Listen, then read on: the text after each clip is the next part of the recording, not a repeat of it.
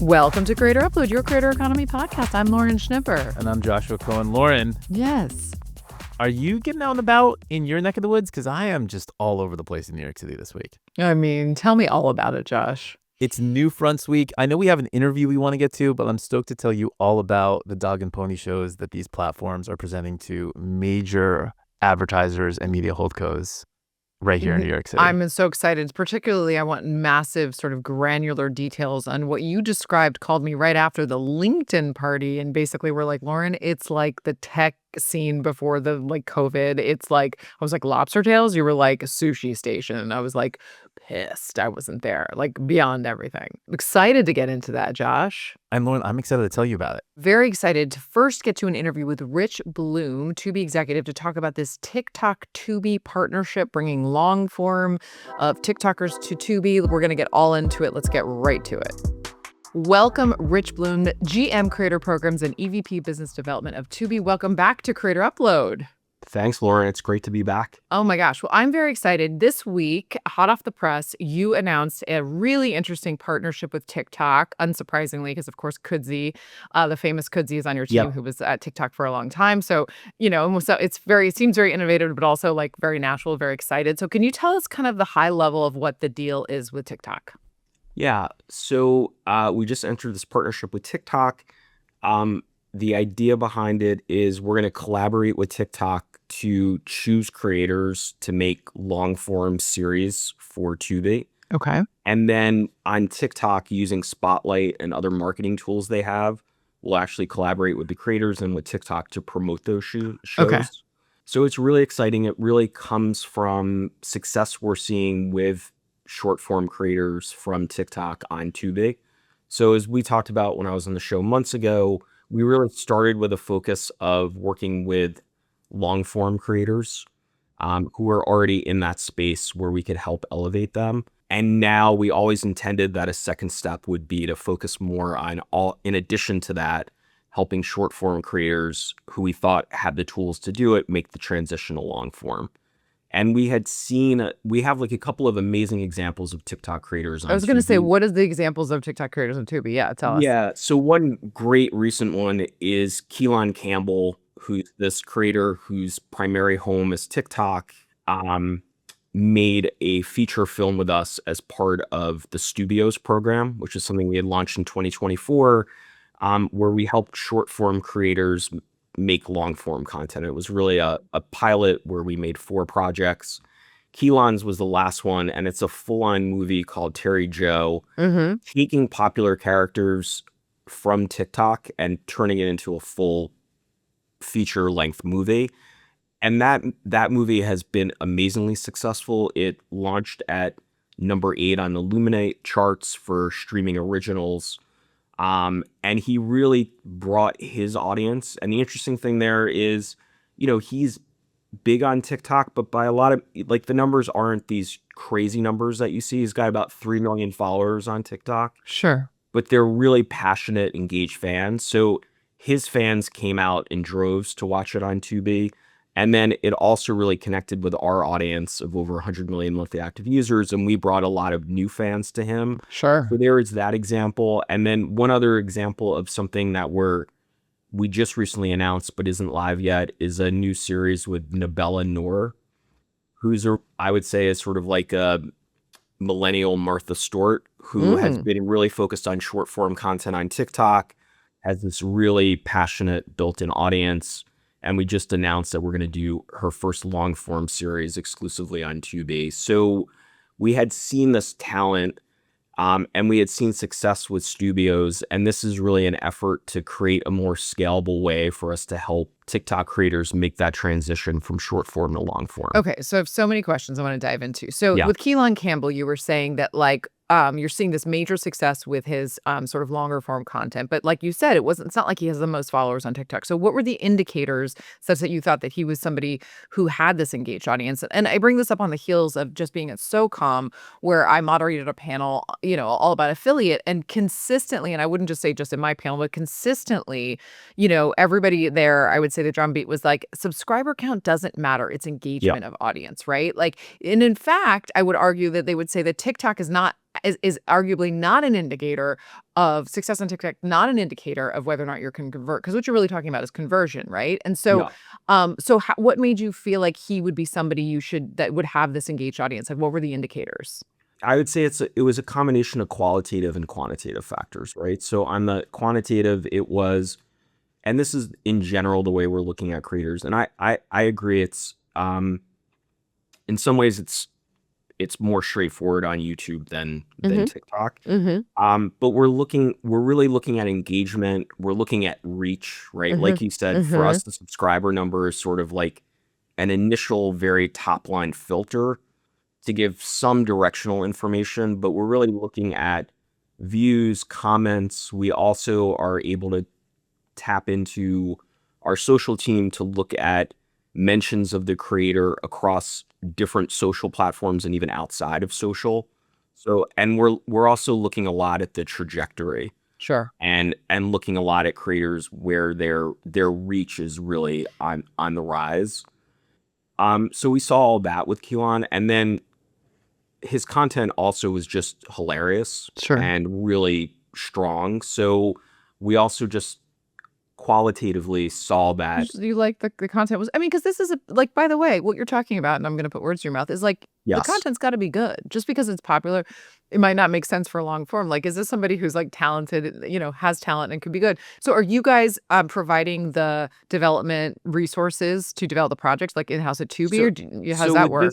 With this program, we're not providing the development resources, at least not with the first cohort. So we're really focused, but we will provide more support than we have been to creators that are already creating long form content. So we're going to give them access to our originals team who typically do development to help give them guidance.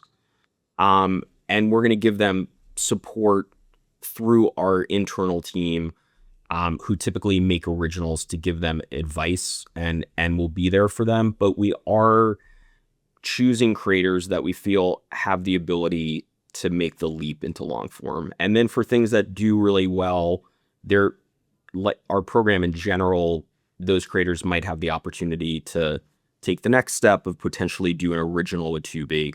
But out of the gate, we're actually going to be betting on creators that we believe can make the transition with some help, but primarily on their own. And then in terms of the creative direction, that is driven completely by the creator. And we've already been doing pitches from creators. We've actually already greenlit the first few projects. Okay. So this is moving, like everything else we're doing, we're moving really quickly. So how are you it's not like in this announcement, it did not include like, in order to qualify or to apply here, or like, so how are you and TikTok collaborating to surface these folks, and what can creators potentially do to get surfaced to you or in TikTok? So we've certainly heard from a lot of creators, especially Fudzy, from a lot of his old friends. Yes. TikTok is really is suggesting creators to us, and we've now had a lot of back and forth where they have a better sense of the types of creators we're looking for. We're really interested in creators that either, like Keelan, have existing characters where it makes sense to take what's working in short form and bring that to long form, or like in Abella, where they have a format that works really well in short form that we think could be expanded upon and taken into long form. It's generally creators that there's not like a hard line, but it's generally creators that have, fairly significant reach. But we are looking for a mix of established creators and more emerging creators that are on the upswing. You mean, for all intents and purposes, this is like in somewhat a traditional kind of development process. You're just, TikTok is just helping you kind of, surface this pool of, because there's so many obviously creators on TikTok, and that partnerships team is going to have a sense of the folks. You're really utilizing their partnership team, and so, which is, I think, sort of brilliant. On that note, what is in it kind of for TikTok, right? Like, obviously this is an offering for their creators, which as a former partner manager at a platform, love that. But like, what sort of is, and I guess to that end, like, who kind of, like, you make this movie, who kind of owns it? Does TikTok have a piece of it? You guys have a piece of it? The creator has a piece of it? Like, is there any sort of monetary kind of deal with TikTok? There's not. So Interesting. like what we're doing with creators in general, the creators are they're the creative force behind it, and they own the IP. And we will have an exclusive window on the content, and Okay. there's this collaborative relationship to really leverage. TikTok is such an amazing platform for us already, as a way to market projects and engage audiences. So we're going to get the benefit of that. I don't want to speak too much for TikTok, but you've seen some other things they've done, like the deal they just announced with iHeart. And it seems like it's, there's a real desire there TikTok's an amazing place for developing talent. And so I think it's really a concerted effort to help creators get these opportunities outside of TikTok, Sure. to help them grow their career whilst keeping their base on TikTok So to engage their I'll say the fans. quiet part out loud because I don't think you can say it, but I think what TikTok historically is known for, to your point, is discovery. Once you're discovered, is a little bit like, well, button, and then what? And so what oftentimes happens is these creators then go to YouTube and they do their stuff there. So my guess is that, and again, we're all speaking for TikTok, but I can do it more than you because, I have no skin in this game. But like, it's like, it's an effort for them to see, like, continue developing and being on TikTok. And look, we'll give you other opportunities, whether it's with iHeart and podcasts or Tubi and developing longer form. And then you'll still feel like this loyalty to kind of TikTok and, always sort of debut here and start here first, which I think it's actually really brilliant in the sense where most platforms want to keep everything in like in-house, walled garden. And so, that is for sure. And it's not like, what we're not hearing is TikTok is not starting their own long form division, right? Which is definitely something that could happen. Like that wouldn't surprise me if that, did happen. I don't know that it would be the right choice. And so they're saying, listen, at this, where we are in this sort of playing field right now, is there's a lot of folks out there that'll do things that we don't do and do it better. So why start as let's partner? And it's like, I had a lot of critical things to say of TikTok, but I think these kinds of deals are really brilliant, truly, in order to keep that sort of affinity to the product. So I love this for you guys. So a year from now, what does success look like for you guys for a partnership like this? Like, and I want to look at it from the point of view also from like, how does TikTok keep this relationship going, but also how do creators sort of, keep getting excited about this and want to sort of put their stuff on Tubi? Yeah, I mean, I think looking at a year from now, it's, that we have a pipeline with a significant number of shows that come through this program. A few big breakouts where there's, our model is really when we see a creator be successful with exclusive content on Tubi, we do multiple projects. And just, since launching, we just started launching exclusive titles in the end of October. And we already have a few creators that launched in that first group where we're doing multiple projects with them. So it would be, a hope that out of this program, some of those emerge. And that, we really, we think we're going to get some really unique content and a really engaged fan base. But it's something where we're all about, scale. So it would really be, that there's dozens or more of titles coming through this program. Dozens and or I'd more. say for the creator that they're, that we're really helping them take that next step in their career. Dozens in a year. That's a lot. Okay. You guys have got work to do. I love it. Well, I'm saying a year from now, I would hope that that's where we are. No, I know, but dozens in 1 year is a lot. So that's really. And are you guys? I know you said you're not. Obviously, you're providing the funding for the development, and I'm assuming like you guys then will recoup that, and then there's some sort of split with the creator, or is there? Can you get into any sort of the financial Yeah, I can dealings? talk about Okay. in general. For exclusive content, we're helping to fund the production, and then there's in everything we do with creators, there's generally a rev share so that creators are incentivized and have skin in the game. And this generally follows that model that we have for creators. This is awesome. I'm so excited. Any other general sort of like Tubi news that we should sort of be breaking here or talking about before I let you go? I would just say in general, we spoke in the earlier days of the program. I can just give you a quick update that since launching this program around 9 months ago, we now have over 200 creators on the platform, over 16,000 episodes of content, and we're continuing to scale, bringing on, that will increase to hundreds of more creators pretty quickly.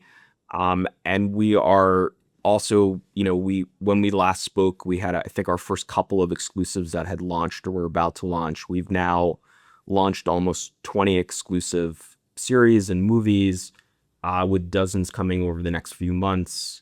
And, it's been a really big success so far. We're seeing a lot of new viewers coming to Tubi. We're seeing it really resonate with our existing viewers. We just had our NewFront a couple days ago, and we just announced these really exciting new partnerships to get exclusive series from Jester and Destroying. Yeah, I saw that for the World Cup. So we had Kanigar Dion on stage. We just had an exclusive series from her, and we're a few months away from having her first feature film. So overall, we have a lot more work to do, but we're really excited about the progress in a relatively short amount of time. And you mentioned I think you mentioned the last time you were on that a lot of folks, oftentimes one of the reasons this program, you were in this company, is that people would kind of come on for the creator content and stay for other sort of, non-creator kind of, viewing. Is that still something you're seeing? Sort of people come for creators, stay for more, stay for other stuff? Yeah. And it's even more important now because now that we have exclusive content on the platform, that's driving a larger percentage of new viewers to the platform. And we're continuing to see that those new viewers coming to the platform actually retain better than our typical viewers. They're younger. They spend around the same amount of time viewing content. And then in the first week, they're watching primarily creator content. But by week 3 or 4, they're watching an almost equal mix of creator content and traditional Hollywood content. So that's been really validating to see that trend continue. And to us, it really confirms that viewers want a mix of creator content and Hollywood content in one place. And just one more thing I'll add is Tubi does this study every year about streaming audiences.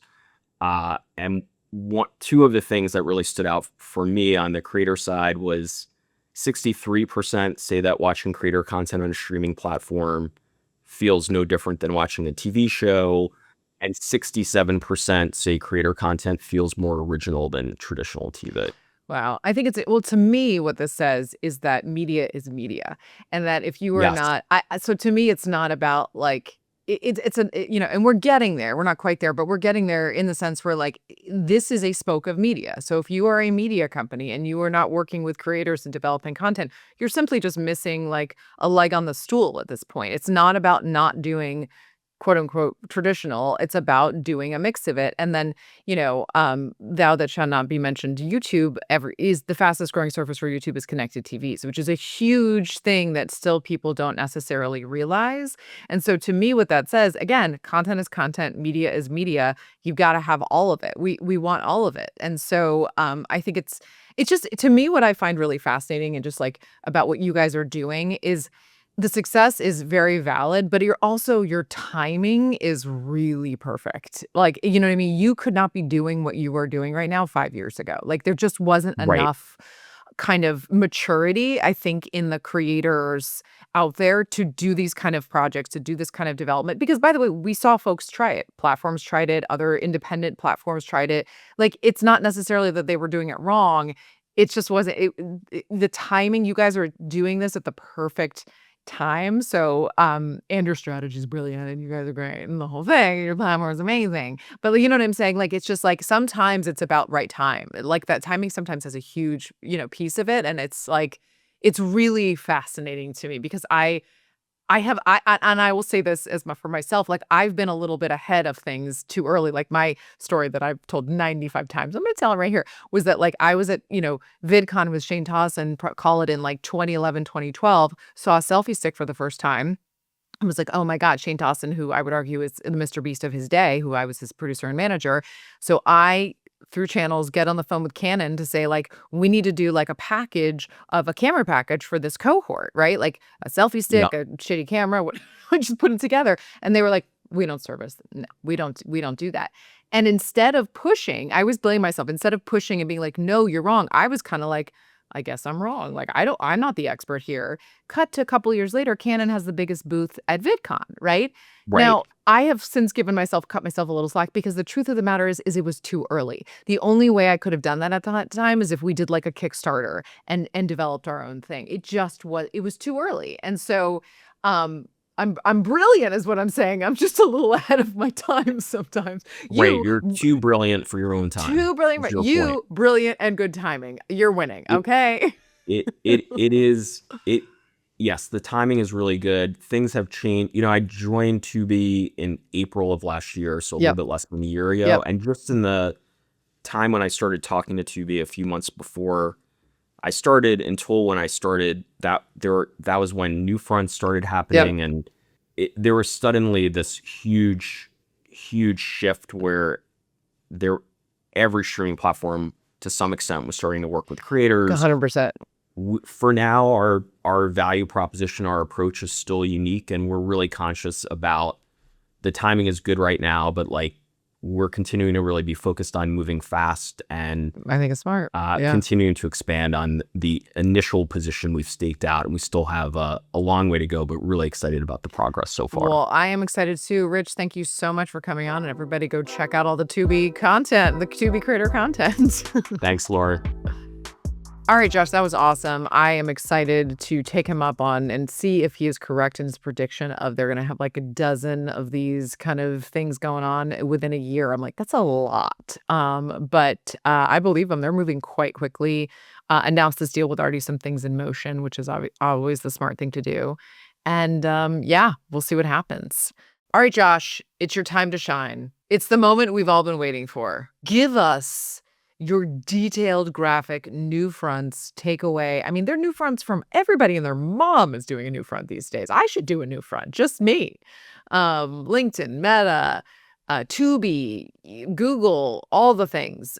So Josh, tell me what you've seen, what you've done, all the things. So basically, just to zoom out for a sec, the NewFronts started in 2013. Originally started by this agency called Digitas. Was eventually taken over by the IAB, Interactive Advertising Bureau, which is this consortium of companies that aims to standardize, bring legitimacy to, and forward the needs, wants, and desires of this digital ecosystem. Sure. So they put on these NewFronts, which is an answer to the upfronts, which has been going on in television for the last 70, 80 years, where all of these advertisers would go congregate in New York City.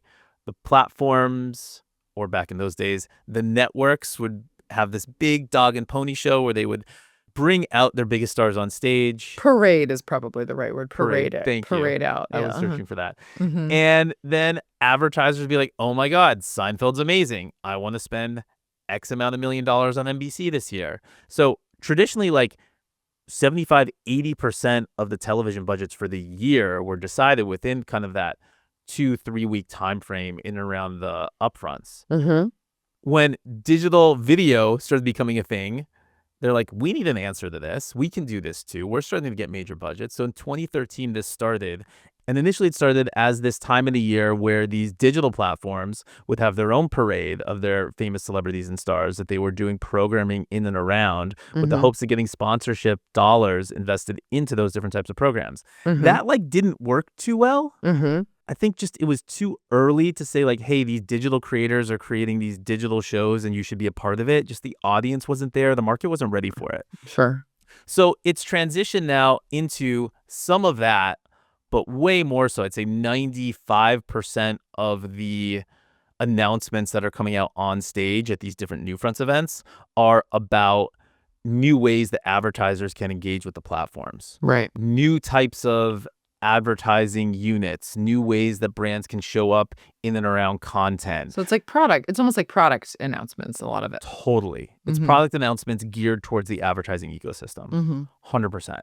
And so when NewFronts came around, especially like 2015, 16, 17, it was a big deal.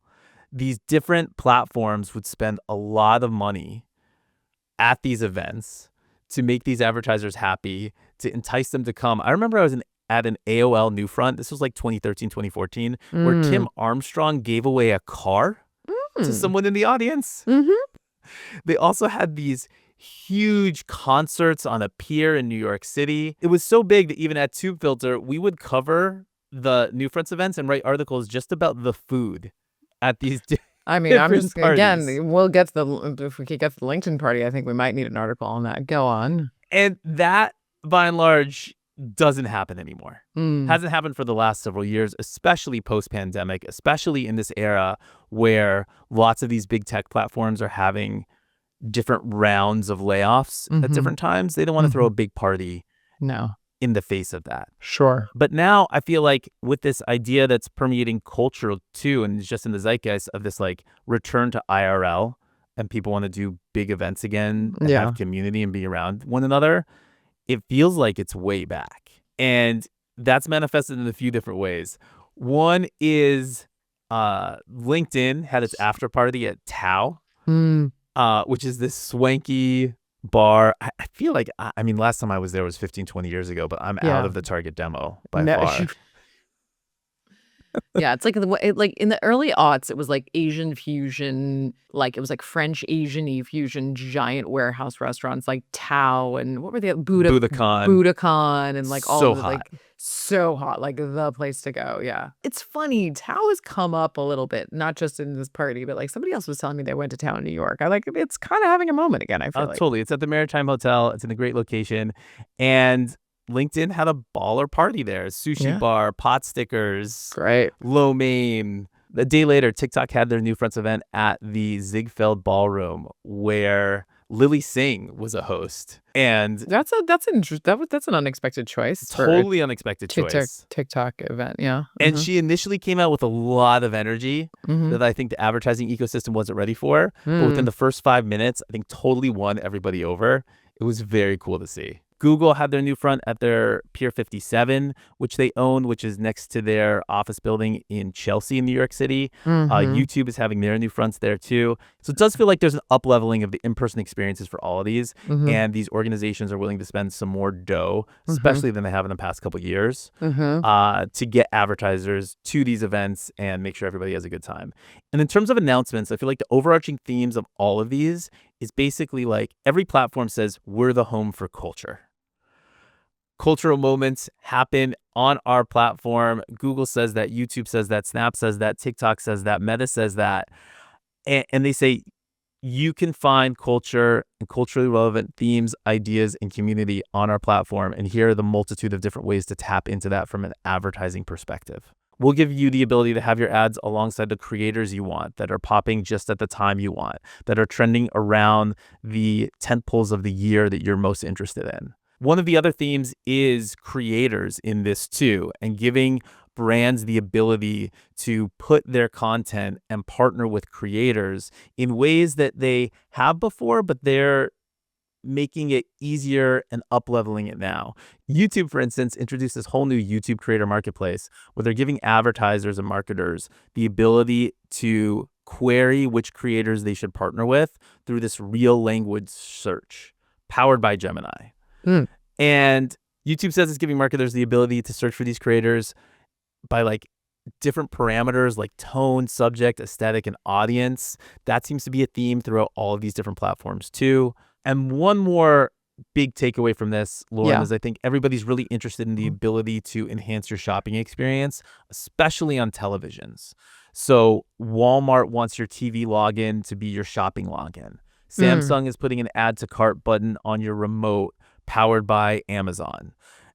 They're integrating into these advertiser ecosystems too. So you can now buy Samsung ads through Amazon's advertising marketplace and then have the ability to purchase those products directly from your Samsung TV or have it be texted to you so you can purchase later. So it's trying to make this shopping a little bit more seamless and interactive from a lean back experience. It's just so interesting. We talked a lot about in my interview with Rich, timing, because like it's not as if the folks have not attempted these shopping kind of integrations prior. I'm sure there's some new things like putting the button on the remote, which I think is just like so dangerous. First of all, with kids, like, I mean, there's got to be like Like, like, just pushing the button like 25 times. Like, I'm sure we're going to hear some stories about that. Sure. And like, they're going to put protections, but like, they're going to like maybe not do that initially. And then all of a sudden it's like, but it's just, I feel like timing, I'm starting to appreciate timing so much more with our ecosystem, because I think it's hard, because I think you and I have been doing this for so long and seeing the potential for so long and wondering why all this stuff has not happened yet. But like, there's a lot of moving pieces that have to be put into place for the ecosystem and the sort of general, the public, the advertisers, the brands, everybody to sort of be ready for this. And there's a lot of, stuff that had to like not work to get to where we are now. I'm not saying that all this is going to work, but like, it's just, I think about a LinkedIn, which I think is, it's one of my favorite platforms, but like, arguably like very delayed in a lot of their product updates. And they're finally kind of getting on the page with a lot of the things that they're doing. And so it's just, it's kind of like, why now? It's a little bit like one of the dominoes is falling, and now I guess maybe that's a bad analogy, because the falling indicates maybe a bad thing, but like, it's just sort of like one thing moves and then the whole ecosystem is starting to sort of move. And it's just really interesting, because I don't know, I just keep going back to all the things you're saying don't seem that innovative to me, but it just seems like it's finally time that people are ready for this. Does that make sense? 100%. Yes. All of these things people have been talking about for years and years and years. I mean, we certainly have been. And they've been available at certain degrees of efficacy and ability. There's been stops and starts in this innovation to get to these end goals. But to your point, they've definitely been there. Just the ecosystem is aware that this digital content now is where they need to be, because there's overwhelming evidence that this is the case, especially from these people's own personal experiences. I think that's really what it is. It takes this generational shift for people who grew up with this to be now in positions of power and decision-making roles at these big advertisers, brands, media holdcos, etc. And for those people, even if they have been in those positions for 20, 30 years and didn't grow up with this digital content, they're at least now watching way more of it than they have before. Well, I mean, it's what we're talking about a lot. It's just like, if you're not, it's all media. And it's just about like, are you working with, like, are you missing an entire leg of the stool, which is the creator part of the media, or are you not? It's not about one or the other. It's just like, this is taking up a big portion of what is now all media, and I just think, we talked about it in my Rich interview, but it's like timing again. Like, it's like what they're doing at Tubi, I think was awesome. I don't think it could have been done even like 2 years ago. Like, now there's enough TikTokers on there that you can find folks that you can reasonably make sort of better long form content with. That didn't, people were all angry that wasn't, these opportunities weren't presented as help. And the truth is, like, quiet part out loud, it's like the content wasn't good yet. There wasn't enough, and like now folks, we're in a just much more sophisticated era of the sort of creator ecosystem. Not to say all content is good, not saying who defines what good is. I don't know. Everybody calm down. But like, the point is like, it when you see it, Yeah. It's like, and there's more of it now. It's just, that's the bottom line. It's like, we're not there yet. Like, everybody just calm down. Like, we're not going to see a bunch of creators winning Oscars or being nominated tomorrow. It's not going to happen. There's a certain level. But we're going in that direction much more now, Lauren, I totally agree with you. Just the up-leveling of content has been honestly astounding. I was watching the US Open. This was back in the fall, and we were watching highlights of Ariana Sabalenka, and again on YouTube. So once the video ended, it just started playing a vlog of Ariana Sabalenka going around New York City to all these restaurants and kind of her pregame ritual. Yeah. That vlog 6 years ago would have been the best thing on YouTube, or one of. Right. It was like the production quality was so good. The editing was so good. The pacing and everything else. Yeah. It would have been like top tier content on YouTube 6-7 years ago. Yeah. And now it's just the norm. Yep. And I think that goes to show you, to your point, that this up-leveling of content is meeting this market demand at the same time. And these kinds of announcements wouldn't have made as much headway or be received by the advertising community with as much enthusiasm even like 6-7 months ago. Yeah, no, 100%. It's fascinating how fast things have changed. Speaking of how fast things are changing, huge week in terms of trials against social media sites. So this week, two major court decisions sort of came to fruition. Number one, in New Mexico, a jury ruled against Facebook, saying that they violated state law by failing to safeguard users of its apps from child predators. And the jury decided on Tuesday that Meta should pay $375 million in that case. So effectively, like that was that, to zoom out a little bit, just for context, I think it's really important to note that like historically, platforms have hid behind Section 230. What is Section 230? Effectively saying that like platforms are not responsible for the content on their platform. So like your kid watches really harmful content on the platform, it's not Facebook's fault, it's not YouTube's fault, because it's like they didn't do it. Analogy, which I think doesn't really work, but the analogy is that like the phone companies are not responsible for what we say on the phone lines, right? They're just the highway, like you drive how you drive, right? Obviously, a private conversation is very different than a social media platform, or, YouTube would argue that they're not a social media platform, or a distribution platform such that, people can see this content millions of people over. So New Mexico said that Facebook, that Meta is liable for this. Now, what's interesting is the other case that was decided on this week was out of California. Much smaller kind of award in terms of monetary, but much potential bigger impact. So basically, a California jury on Wednesday found that Meta and Google were to blame for the depression and anxiety of a woman who compulsively used social media as a small child, awarding her $6 million in a rare verdict, holding Silicon Valley accountable for its role in fueling a youth mental health crisis. And so again, what's unprecedented about this is that they're arguing, the argument is about the product, and it is about the algorithm, and it is about the platform. They're not talking about they're saying as a result of those products, this content was surfaced to this person over and over again. And why people are saying this is like a bellwether case is that there are literally thousands of other cases like this against not just, Meta and Google. And it should be noted that Snapchat was also a defendant in this, and they settled. Why that was, we can speculate, but it's just what is what it is. So there's a lot of people are speculating what this is going to mean. It's going to mean likely Facebook and Meta and Google and these places are going to try to settle a lot of these lawsuits because they're seeing how the juries are finding. But folks might decide that they're not willing to settle. And so we might be seeing more of these court cases. What I think is going to very likely happen is it's going to kick off a major product changes on social platforms that they have thus far been either unwilling or unable to do at the cost of sort of growth.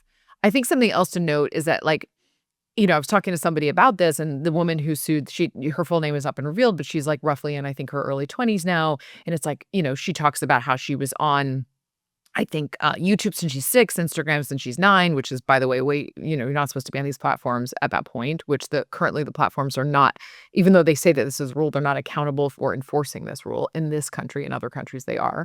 And that she was spending hours and hours of her, ridiculous amount of time on this. And, I was talking to somebody about this, and they were like, how could the parents let them do this? And I want to just note that, like, even like people are very aware that I'm pretty limited with social and in terms of in video with my kids. But here's the dirty truth. 5 years ago, when my kids were probably, 3 and 5 or whatever, 4 and 6, whatever they were. What are they not? Don't make me do math. The point is, we would go out on Friday nights to dinner, and we would give them our phones and let them watch YouTube Kids for like an hour. I would never do that now. But even me, there's been so much education, even just in the last few years, around this content and what's going on. And I have a niece and nephew who are of the age of this woman who was in this trial. And I remember talking to my sister back in the day about like social media and the kids. And all people were talking about really at that time was privacy, like making sure the Instagram accounts were private. These conversations were not going on. And what this is effectively saying is that like Meta, you knew that this algorithm, you knew the content that was potentially going to be surfaced was harmful. There's internal memos such that you were saying that. You did not disclose that to the public. So parents were doing the best with the information that they have. And so we now know so much more that even in the last couple of years, the idea of me just sticking a phone in my child's face for over an hour just to satiate them is like, it's not to say I never let them use screens. It's not like I'm not some, Pollyanna. Like it happens. They watch content, they watch TV, they watched a half an hour of YouTube yesterday, but I'm much, much more cognizant and aware of it because we now know that you can go on YouTube Kids, people can self-identify as a kid content creator and upload an animated porn. And like that will probably eventually be caught by their AI, but it might not be caught right away. You know what I mean? And so it's like, just so fascinating to me. So like, is this the equivalent of before foods had product labels? I think so. I think it's that. But I think more kind of the better analogy is the tobacco industry. Like now, it says very big on tobacco products, like this is going to kill your babies. This is very harmful. Nicotine is addictive. You know what I mean? And that's what it's going to be like. They're going to have to be much more open about the potential harms of this product, of their products, and make changes as a result. And I just think talk about, changing in the industry. We're talking about the NewFronts. Like we now know so much that we didn't know. I mean, like there's companies like Roblox, which is now known as like a cesspool for like child predators. Like, I know your kids are on it nonstop. I get it. Sure, there are on there. I wouldn't say it's a cesspool for them. There definitely are people on the platform. It's bad. It's bad. But I'm just saying, like, the point is like, I think where I really have, I look at this, I've read a lot about this case, the one in California, and I'm like, how was this woman on social media, this child at like very young age doing all this stuff for so long? But like, we didn't know any better. Like, you didn't really think that this was worse than just sticking your kid in front of the TV for a few hours. Like, that's what it was. And so, but they knew. The point is that the jury found that they knew based on internal documents, emails, that they were using words like this is addictive and we know, and like effectively they're saying that they didn't do anything about it or care. And I just think I am fascinated to see what happens. I would love to see some type of bar you can move on your algorithm to make it more or less addictive up to a threshold. Here's the thing, with constraints comes innovation.